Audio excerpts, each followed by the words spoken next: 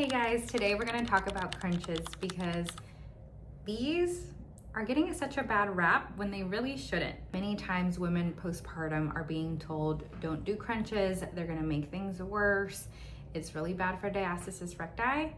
But let's talk about what the research is showing and how to do them properly, who can benefit from them, and why. Right off the bat, let's get into the evidence. It's really exciting that research is actually supporting that doing crunch-like core exercises are actually helping improve diastasis recti instead of making things worse. This randomized controlled trial from the Journal of Women's Health Physical Therapy shows us that curl-ups can actually be more effective in helping diastasis recti than single leg raises. Look at traditional core rehab programs. A lot of them are doing, your single leg raises, your dead bugs, your bird dogs, which these exercises are not bad, but it is helpful to see that doing crunches can actually be helpful and beneficial instead of being so limited and being like, okay, no, we're not gonna do those. Another randomized controlled trial took 40 women, placed them in two separate groups, and both of them did a deep core stability program, but one group also did a traditional ab core program with it. And the result was that the women who did both the deep core stability but also the traditional abs just had improved diastasis recti at the end, and they also had an improved quality of life.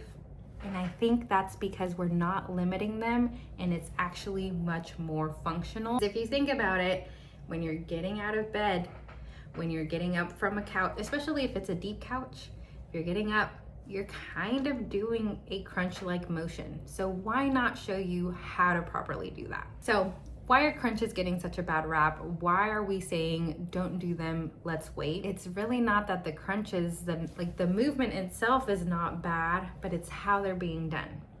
So what are the issues? Well, if there's improper breathing, if there's poor intra-abdominal pressure, and also poor progressions. So let's go do some crunches so that you can feel empowered to do these in your postpartum rehab.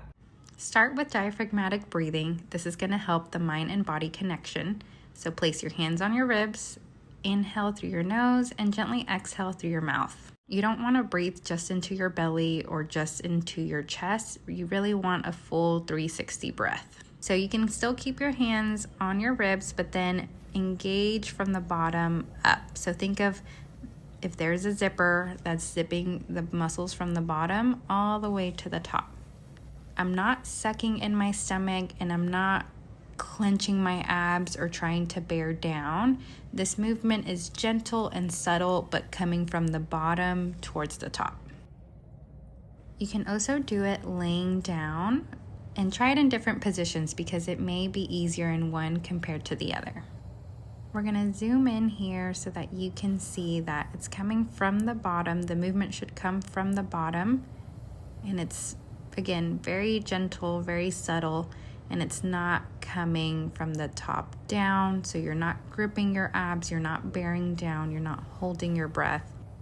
If you're having a hard time, you can grab a block and gently squeeze the block on your exhale. So you'll breathe in through your nose, and on that exhale, gently squeeze the block, or you can also use a ball or a pillow, whatever you have access to.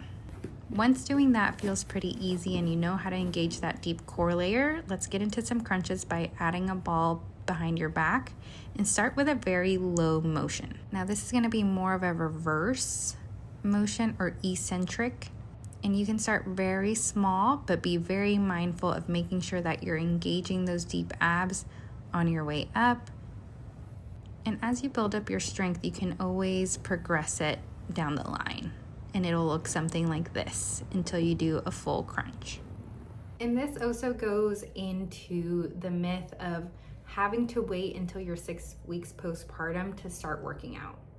6 weeks is a long time to wait to do nothing, but it's also too soon to do some higher impact things.